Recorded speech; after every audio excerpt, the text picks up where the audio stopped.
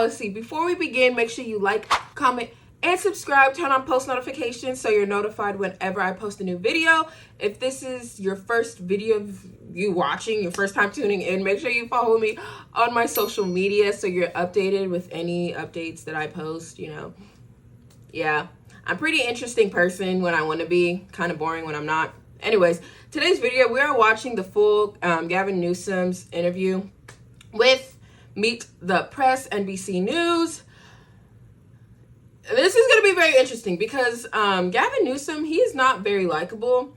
I think people who say they're a Gavin Newsom fan, they're trying to convince themselves they are. And I don't mean that to be rude or to be divisive, but just pretty much stating facts. As a registered Democrat myself, y'all, I can honestly say he is not my favorite person as far as like policy-wise as well. I just think California is in shambles and he's the person to blame for that. I also think he's hypocritical. Oh, we can go on, but this is not about me. It's about this interview that we're going to watch.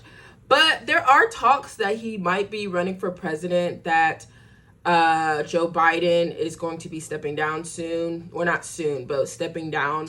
And Gavin Newsom is getting ready for his debut, whatever. He says he's not. He says even if Joe Biden were to step down, it's only fair that Kamala steps up.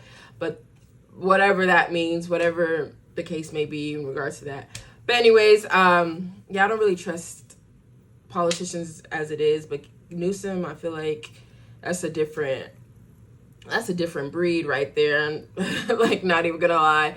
I just, if you know, you know. But we're gonna go ahead and get straight into the video. We might skip through it a little bit, but yeah. Demonstrably, that proved itself. I'm not just asserting it on the basis of what happened in the midterms. We outperformed, I think, our own quiet expectations, certainly punditry that was out there at the time. No, I think the party is in a much better place than it was back then. But I stand by what I said a year and a half ago. Out of stress and frustration, I expressed not only that point of view, I tried to do something about it through the iteration of doing ads in other states and making a case. You think things are better in your opinion because the party did something better, or simply the public is just pushing back on this abortion decision, and that is motivating voters? I think the abortion decision's obviously been galvanizing in that respect, and it's. I don't think the Democratic Party knew better. Maybe I'm missing something. You're seeing it play out in large and small. Because the way how I was a Democrat then to how I am now, the way I'm just like over both parties, I'm just like, it's obviously played an outsized role. But I think enlighten me in the comments if you think otherwise. Me personally, democracy, I don't freedom, think they're doing better. Taking back the mantra of freedom, not submitting to the other side, that they own patriotism. The president's developing his message and strategy, and we have the opportunity in the next few months. Do you feel like you see it? I mean, do you feel like you know what the second-term agenda is? I don't know about the second-term agenda because we're still regaling in the extraordinary success of the last few years, of which we now get to apply the principles delusion. I'm calling delusion. What has been asserted, meaning make real. Are we living in the same the country? Commitments we've made through these landmark legislative packages. But beyond that, I think the fundamental messaging has improved. The organized framework, that the ads that they've put out the last 5 I ads, give credit when credit is due. Biden has done some and now we have got to go out good and quality campaign. things, a couple of good quality things. Why do you think only 24% But overall, of Americans want to see Biden run again? I don't. To me, the polls mean nothing until we get out there and we make our case. And we got to make our case. We got to focus on the issues, and then obviously framework of contrast. You're well aware of how perception can become reality. Why do you think this perception is there? I'll leave it to more objective minds. I don't have that point of view. I'm very inspired by the masterclass of the last 2.5 years. And I mean it. I mean masterclass in terms of delivering results. And the results are demonstrable. The question you're asking is the challenging one, is how do we mind the gap between performance, the substance and the results, and that perception before it becomes reality? Clearly it's reflected situationally in these polls, but that's the opportunity, not the burden. He's a politician, y'all. Of being able to run on this. Y'all know I work in public policy, and I'm just like shaking my head because I know a lot of the things he's saying just is not true. Do you think this is all just due to age? People just look at the age issue and just think he's not vibrant enough? That wasn't even on my mind. I'm not saying it's on your mind. I'm talking about with the voters. I don't know. I'll leave that. I don't know what it is. All I know is we have the opportunity to sell remarkable accomplishments, and we get an opportunity to do that in a way that, frankly, we haven't in the past, and we need surround sound. we need to organize bottom up, not just top down. We can't just rely on the president to make that case. I feel like it's alone. not fair for Democrats to say, oh, Mitch McConnell needs to retire, but still pushing Biden in the same sentence, because they're literally around the same be age. More muscular in terms of how we approach our role and responsibility at promoting that record. You did this tour over spring break with your kids of the South, went to some red states. I recommend that civil rights tour in Alabama to anybody. Changed my life. It is a remarkable journey to take when you walk in those Republicans footsteps. should do that tour. Maybe learn a little of their history. Learn Divisive. about convict leasing. Learn about second slavery. Learn about a little bit of their own history, this nation, not just within their own states. They may even want to discover the guy who used to live here, Ronald Reagan, Richard Nixon. That was a profound and consequential trip. It's interesting you say that. You look at that trip, and it made you think nicely of Nixon and Reagan. Why? Just makes me think that we've lost. I'm just dumbfounded when I think about the Republican Party today and how far they have fallen from Reaganism, Reaganomics in some respects. How different the party is. Reaganomics today. I mean, the idea that you'd have a Republican president that supported Endangered Species Act, the Clean Air Act, and created the EPA in Nixon. The fact that the modern environmental movement in many respects started with Ronald Reagan. In 1989, he was out there promoting Reagan, assault weapons ban. He was defending the LGBT community. Forget what he did on HIV and AIDS, but he said infamously around the Briggs Initiative, which was a precursor to Don't Say Gay bill that we know so much about in Florida. He said you can't catch gay like you can measles. Imagine a Republican saying that today. They've fallen so far. My thing is, from that this is what you history see on that both sides of the party. They just throw tried stones. So desperately lay claim to it, and they'll But certainly be doing that on September 27th. They're not even looking at themselves. the Like, Republican they're throwing stones as if their Which I hands know are you're gonna clean. be President Democrats Biden's, do that, I guess, Republicans chief, do that. surrogate So at that annoying. debate. That's what I keep reading about. I'm waiting to get the official Oh, word. you haven't been asked yet. You have read that this is you. You don't know. You haven't been invited. You don't know if you've got the It hasn't invitation been to the party. formalized This yet. I is can't very say nice. anything I like until this. it's This goes to the formalized. same- It may be speculation. Fair enough. I will go down that road. But I'm going back to that trip. What did you learn about the perception of the California that the South sees, right? And I'm a Floridian, and I was interested in what the chairman of the Florida Democratic Party said about your visit. Hey, we don't mind the help, but don't compare Florida and California. We're different, and that's okay. Meaning, like, she was a little nervous that your politics was going to define her politics, and she didn't want that. What did you learn about that? Well, I didn't hear that or read that when I was out there meeting with Democratic leaders, meeting with legislative leaders in every one of these states. I was hearing the opposite. Thank you for focusing on us. Thank you for coming out here. Thank you for doing what we needed to be doing So more. all of these state chairs you think were... I don't know about all the state chairs. The folks I met with, the folks Okay. on the ground, the legislative leaders who said, you know what, Democratic Party. There's something that I learned in this life, and that is I have never learned from someone who agreed with me. I have never learned from someone who has agreed with me. If you're surrounding yourself with people that agrees with you and who's being your yes man, then that doesn't open different portals. You're still seeking in tunnel vision, whatever party affiliation you're in. So you have to surround yourself from people who not necessarily surround yourself, but you have to be sure you're engaging yourself in conversation with those who disagree with you, so that you see things from different viewpoints. And you're not so tunnel vision. Because he's saying, oh, I didn't meet with those people. People I met with, they said A, B, and C. It's like, yeah, they agree with you. That's why they said that. Frankly, have taken us for granted. I mean, these were legislative. The Democratic Party was in power in 2010 in most of those states legislatively. And we act like it was 1950s or 30s or 40s. And we've turned the page on those states. So as a Democrat, I was out there to make the case we need to invest and time and energy in these states. We need to make our case in democratic values. We weren't selling California, we're selling democratic values. Are you going to be... There's 3 governor's races and 2 in the Deep South, 1 in a border state: Kentucky, Louisiana, Mississippi. Yep. Have any of them asked you to campaign? I'm deeply involved in all of them. We've been Are you going to campaign any of them? I've been out there fundraising. We've been supporting those efforts. We've been in constant and close contact with those candidates. And to the extent they want me physically out there, I'll come out. If they don't, I won't. But bottom line is we've been deeply involved. That's why we created this PAC. And we're supporting not just gubernatorial races, legislative races, as well as mayoral races. You seem to be more in tune.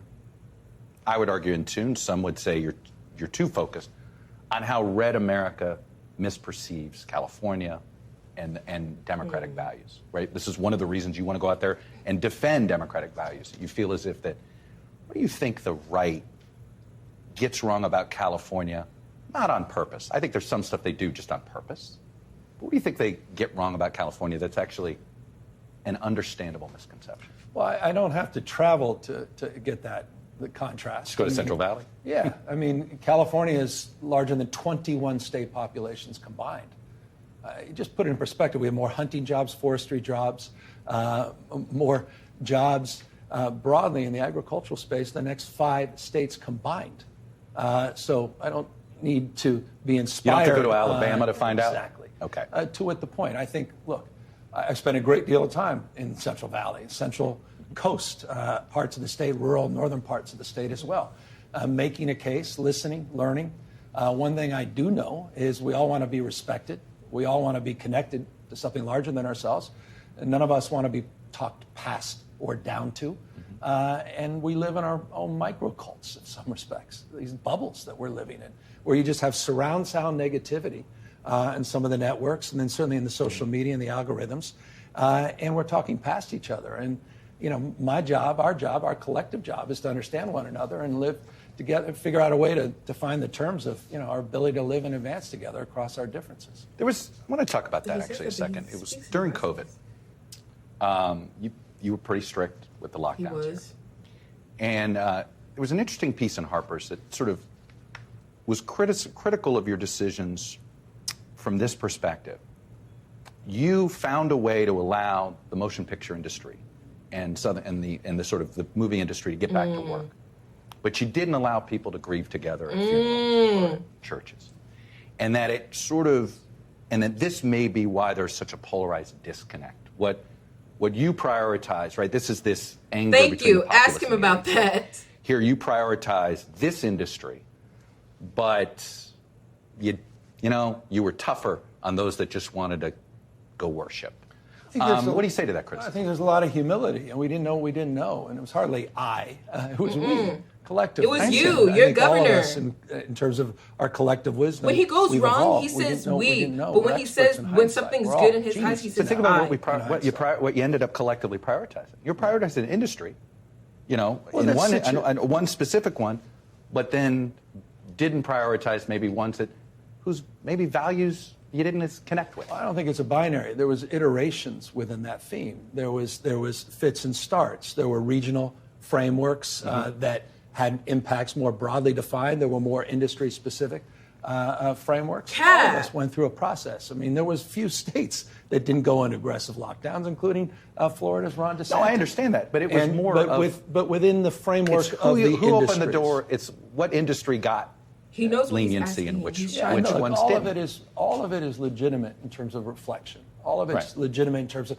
processing lessons learned. We went through a process. I actually had it. I'm telling y'all, Sunnylands, do which not is the Camp David on the West Coast. do not trust We this brought together man. experts Oh, my across the gosh. spectrum, people that supported our efforts, people He's that saying a lot opposed of them, nothing, international like- experts.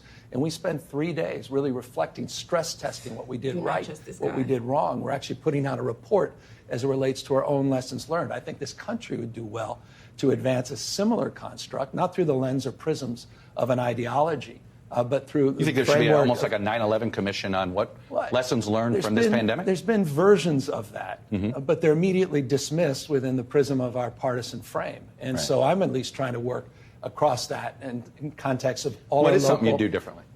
Well, I think No one knows. we would have done everything differently because we understood. We would understand outdoors, as an example. The nature. You wouldn't have shut schools down. You'd have tried to figure out how to maybe have outdoor classrooms. No, that's not. Well, now you're getting into nuance.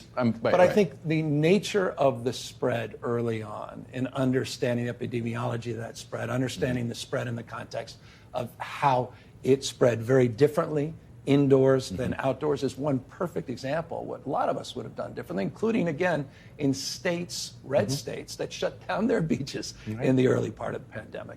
I think a deeper understanding around mask and mask wearing and N95s, KN95s. You go through a process across the spectrum in terms of being prepared, issues related to how we fundamentally address the distribution of vaccines and the prioritization. You want to talk about prioritizations early on. Y'all be Because careful those with vaccines, these you go through a politicians. series of things. And there's so many things we could have done differently. You think this country can handle another pandemic, or do you think it would break us? I think we have to. We're a resilient country, so it wouldn't break us. But I'm not convinced we've learned the lessons from the last one, and I think science took a big hit. I think the health. Read the history health books of industry took a big 1918. We're hit. still trying to figure out. Yeah, no, but that's that's Pandemics alarming. divide people. That's alarming. It should be alarming to all of us that all of a sudden health became partisan.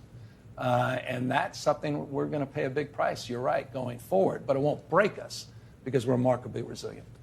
Speaking of breaking us, you think another 4 years of Donald Trump will break us? I don't. I hope we don't have to experience that.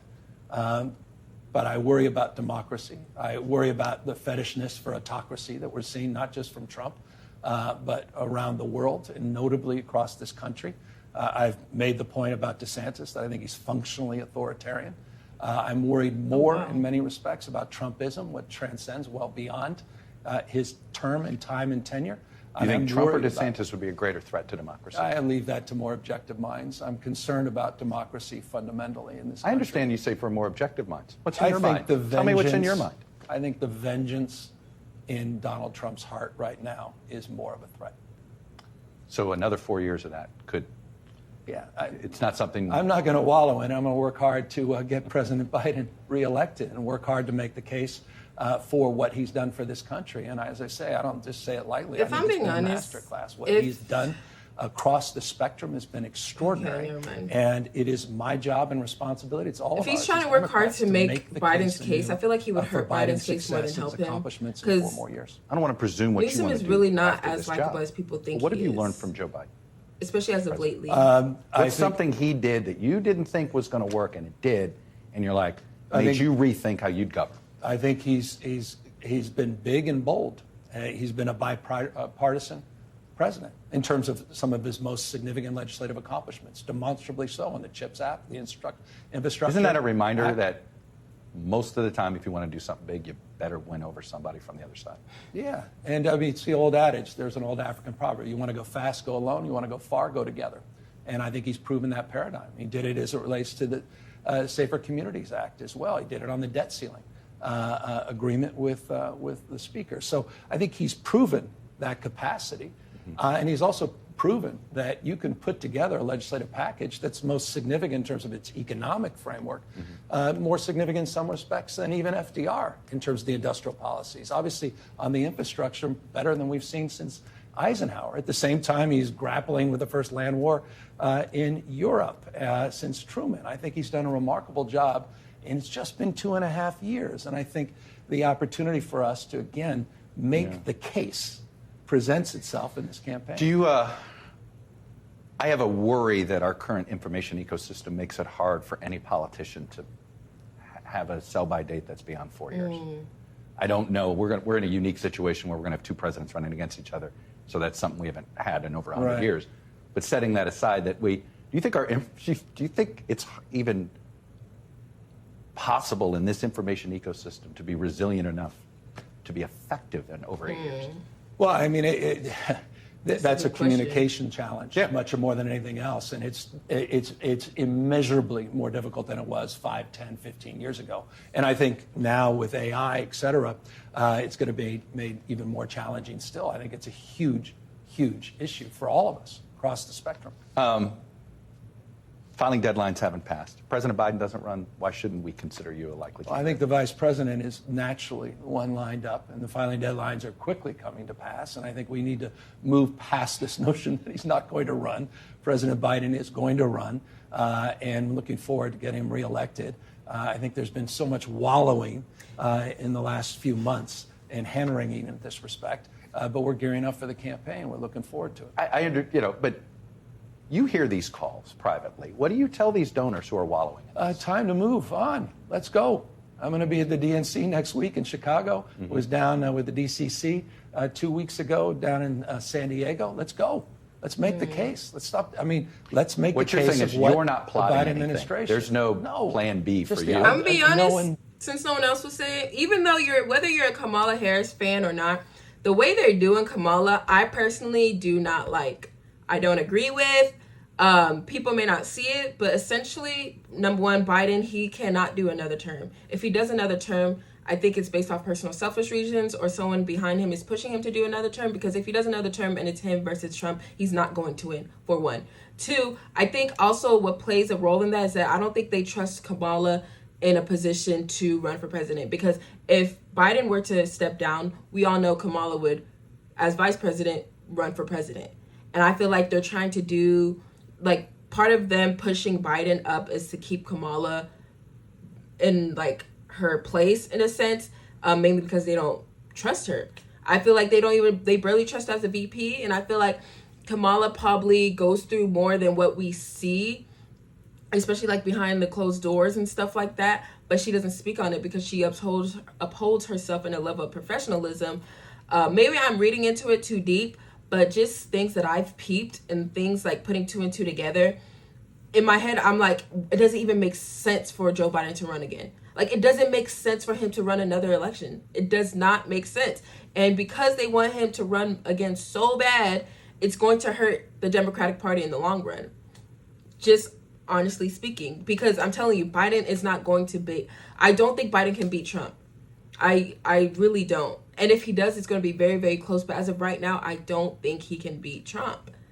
There's just too many playing factors in there. And Dr. Cornel West, obviously Dr. Cornel West, he's not going to, I don't believe he's going to, like, win as an independent. But he has enough support system that people will vote for Dr. Cornel West. And or people who went out of their way to vote for Biden the first time, a lot of them aren't pleased with what they've seen. So a lot of them may not even go out their way to fiend for Biden's name again, or defend Biden's name again, or vote for him again. So I just think strategically, why are we pushing Biden back up? Why don't we just bring a fresh face, or bring somebody else in that can maneuver in a bipartisan way? Biden can endorse them, or the Democratic Party stand behind them, or whatever, and, like, go from there. Because, like, when it comes to those debate stages, y'all, general election, when it comes to the debate, I just know, like, him and Trump is going to eat him up. It's the sad truth, but we shall continue. Lead the graphs and all this stuff. How How San Francisco goes will be how people judge how effective you've been as a leader. Well, is that fair or not? Well, I haven't been mayor. I understand that, but you've been complaining that you're now the mayor of California, aren't you? No, I feel like I need to be. There's, I said, size of 21 state populations combined, 470 plus cities. But I do feel at times, in terms of getting pulled back in at the local level, that I wish I had the tools of being mayor as it relates to the expectations that are set. That said, San Francisco is a remarkably resilient city. I've heard this all my life, just like the state. Best days are behind. I remember Time magazine in 1994 did a whole piece on California crack up. Best days are behind it. The same obit has been written a dozen times. Every 10 years we have the let's split up California it's conversation exhausting. too. Right? Meanwhile, it's close. We're closing in on Germany to California's soon become a the fourth mess, largest y'all. economy in the world. We had 7.8% Especially GDP growth homelessness. 2 years Like, ago. it is We dominate crazy. in venture capital. More scientists, engineers, more researchers, more Nobel laureates.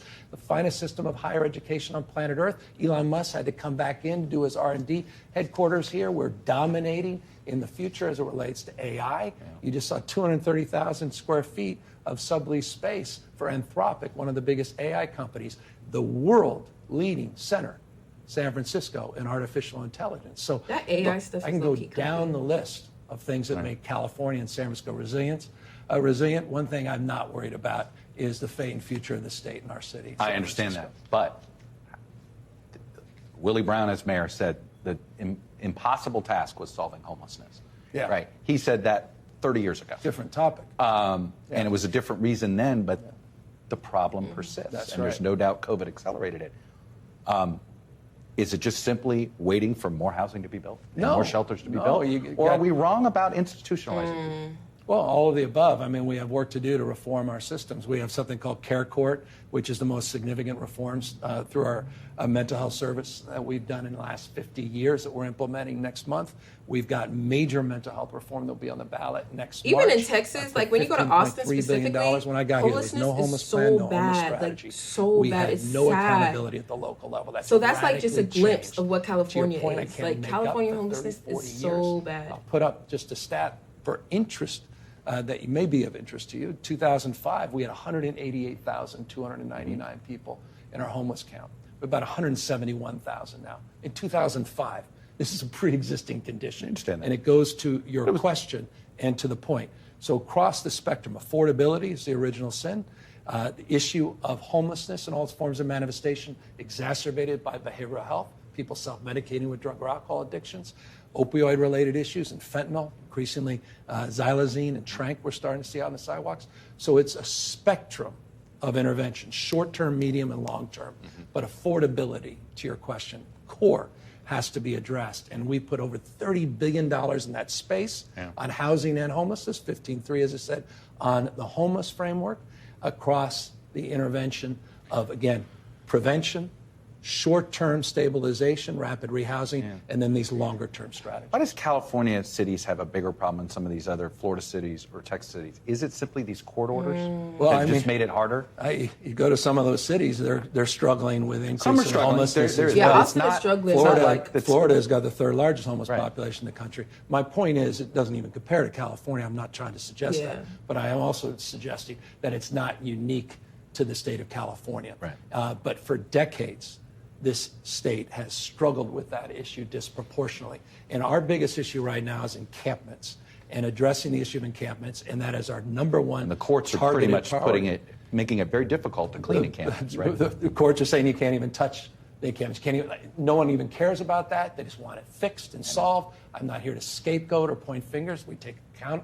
We take responsibility. I want the cities to be more accountable, more responsible. It's not just about more money. But this issue is an original sin in California. Affordability is the original sin in this state. And housing starts are the highest they've been in 15 years. We have moved aggressively in this space. We're owning it. And again, I want to remind you, 4.5, 5 years ago, the state was nowhere to be found. The state on the issue of homelessness, that has radically changed. Well, now you've agreed to take on the problem. That'll be your fault. Of course. But that's the nature of this business. But another problem that I think California and Florida uniquely will be essentially the front lines for the rest of the country, which is, let's say I got my home in California. Now I want to buy insurance. Yep. And I find out from the insurance company, they don't cover anything that's due to the weather anymore, as we now know. Where are we headed? Is this going to be the government? So if we don't, one of my favorite have artists, insurance Vince Staples, was talking about that means too. the federal government and the state government's going to pay for everything. Yeah. So where are we headed here? Is there going to be a new model? This feels like it's broken if insurance companies are saying, hey, we're not going to cover natural disasters. Yep, where you're seeing this across the country, notably in Florida and California. That's what I say. These are the first two places first. You need to stop bringing up Florida. Talk about profoundly Cali. consequential question. He brings up Florida to the existential issue of our time. Make it seem like, I mean, it seems like his problem isn't as big, but we're not talking about extreme drought. Obviously, we've seen drought with rain bombs, these atmospheric rivers at the exact same time this year. What more evidence do you need? I mean, I think, this whole issue of climate change, you may not believe in science. I get that. Democrats, Republicans talking past each other in these different ecosystems. But at the end of the day, you got to believe your own eyes. Places, lifestyles, traditions. I understand that. Are literally, I get a little frustrated, though, my point is, by people the debate, are starting to right. recognize. I get a little frustrated where we keep wanting to say, whose fault is it? It doesn't matter. We're all... No, it but I doesn't think matter. there's a growing... The flood is here. We got to live with it. And my point, the point I'm trying to emphasize is not who's to blame. I think there's a growing consciousness, particularly out here, of what to do because people are experiencing with their own eyes loss of place, lifestyles, and traditions. Give me a thought, vision. It's no longer Dem Republican. People want us to deal with this. And California, I think, is a model in that respect, that it's Dems and Republicans are saying, help, something ain't right, we need to fix this. Is this going to be, it's funny, it's like we had a debate about whether or not to have universal health care, and all of a sudden, insurance companies are going to make us have universal property insurance. And is that a I guess I come back to, is that a sustainable model? No, we have what we call the FAIR Plan, which is a state model if you can't get any private insurance. Obviously, the insurance market radically changed a few months ago. You're seeing that, obviously, in other states. Right. Florida, it's even more acute in the auto side. I think they're up 88% their premiums this year.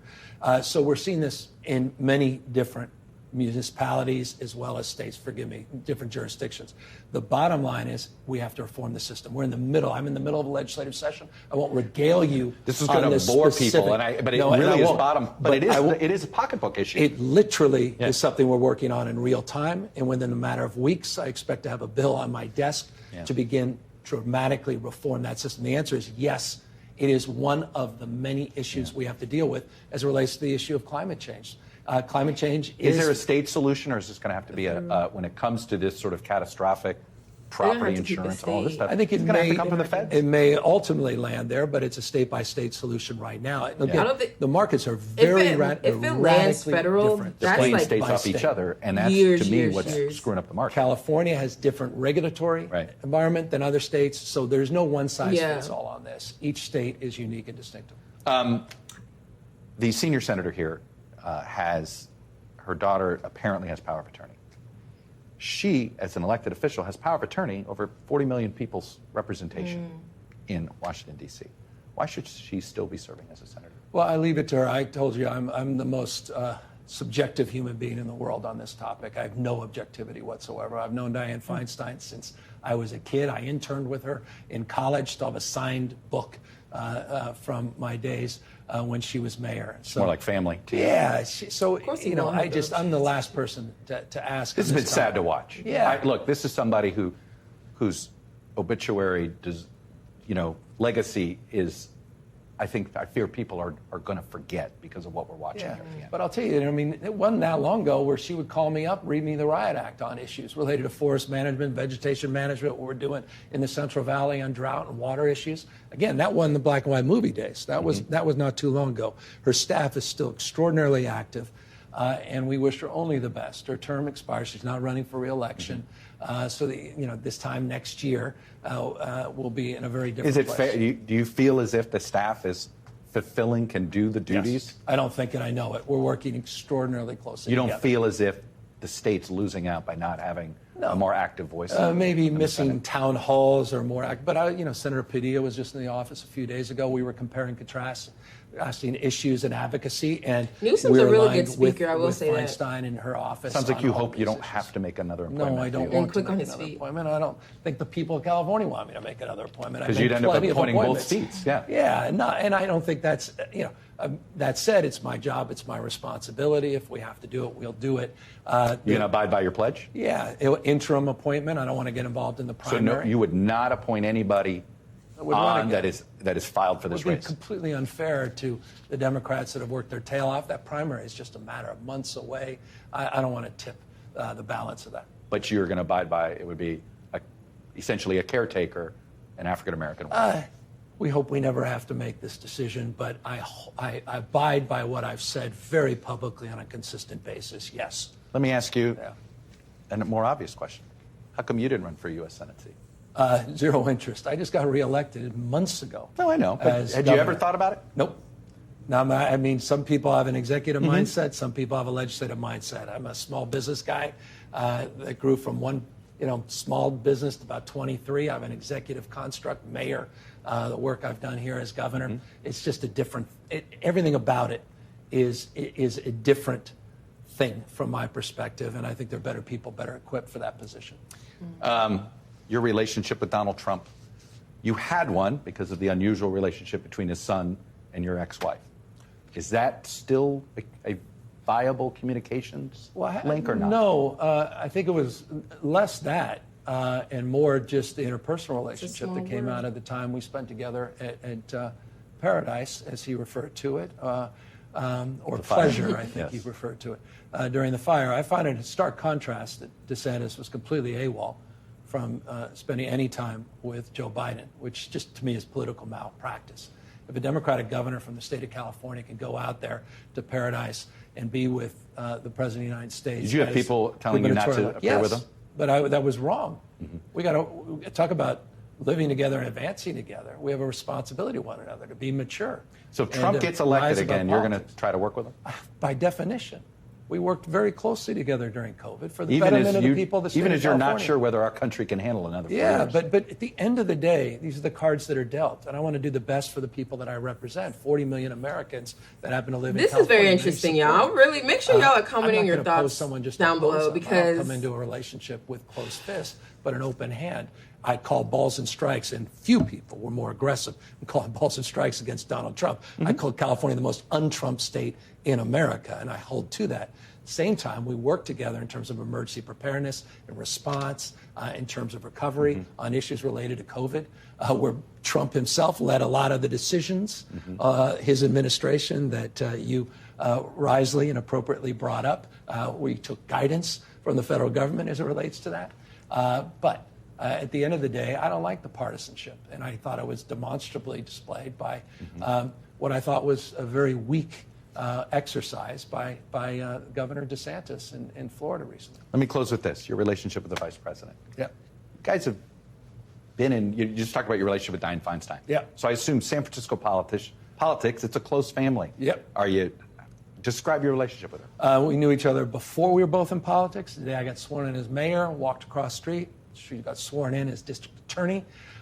Extraordinarily close working relationship, including her time in the Senate. So you can't imagine ever having to run against each other. Of course not. By definition, won't happen. But I've said that 1,000 times. We privately continue to maintain a very good relationship, interpersonal, just how you doing, checking in. It's been a challenging few years with COVID. And we've had the opportunity to sit down, have lunch together in the White House. We spend time talking about important things. So nobody's and upset. trivial She's things. not upset that you're going to debate Ron DeSantis. Maybe. Apparently someone in her office is, because I read some off-the-record quotes. I wish I knew who that was, but I don't hear it from her. And I'm certainly not hearing it from the White House itself. Is this debate happening? I might. I hope. We'll see. It's predetermined.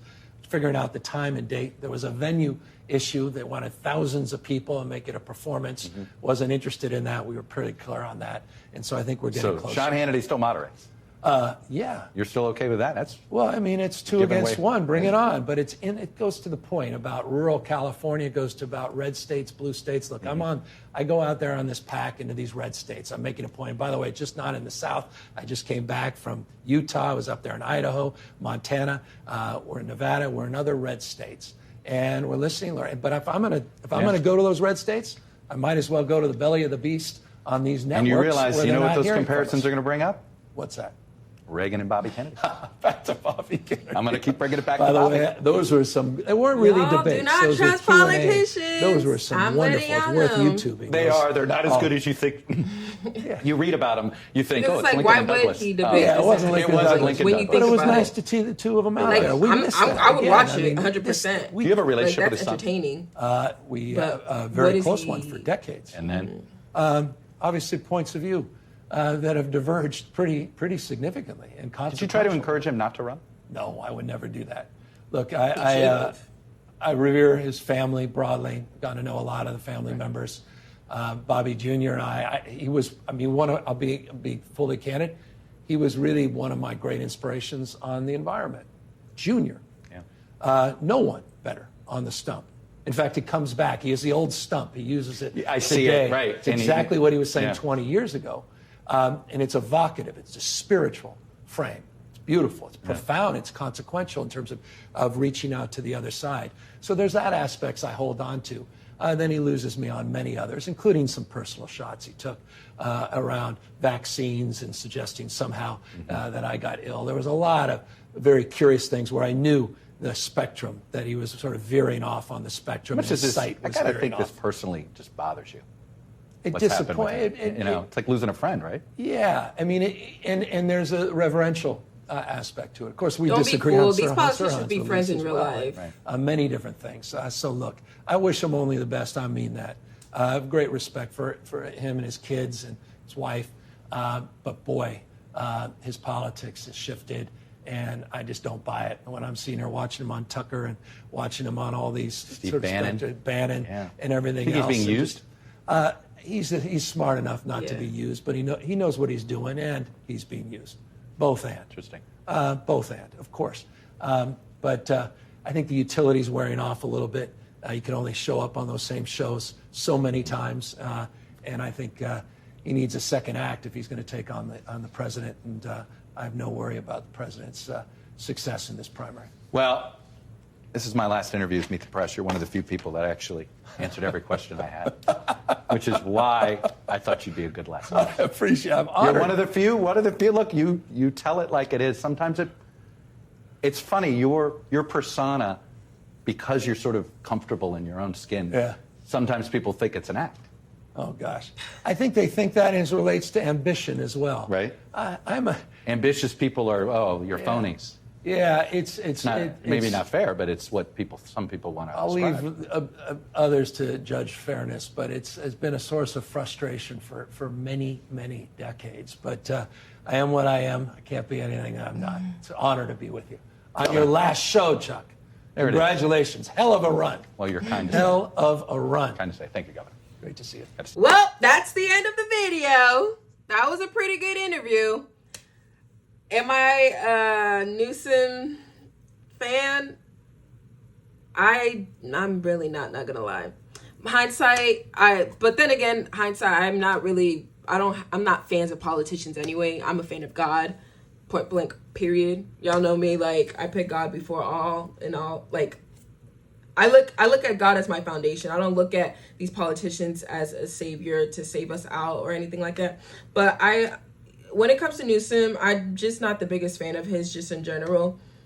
He seems like a nice guy. He's well put together. His suit is very nice. His teeth are straight. He's nice to look at. And he speaks, I like how he speaks well and he gets straight to his point. Do I think he has alternative motives? Yes. I do think he is running for president soon. With that being said, let me know your thoughts in the comments down below. This interview was different. There's certain questions that I wish that they asked him when it came to, I wish they talked more about like how he ran California and